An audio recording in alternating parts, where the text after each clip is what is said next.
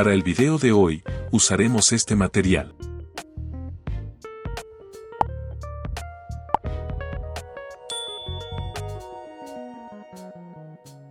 Lo primero que haremos será buscar el efecto espejo y arrastrarlo a nuestro video. Nos vamos a controles de efectos y en los controles del efecto espejo cambiamos este valor por su mitad y en ángulo de reflejo colocamos -90. Copiamos y pegamos y en ángulo de reflejo colocamos 0. Pegamos y en ángulo de reflejo colocamos 15. Pegamos y en ángulo de reflejo colocamos 30. Pegamos y en ángulo de reflejo colocamos 60. Pegamos y en ángulo de reflejo colocamos 120. Pegamos y en ángulo de reflejo colocamos 240. Finalmente modificamos la escala a nuestro gusto. Yo le pondré 250. Ahora veamos el resultado final.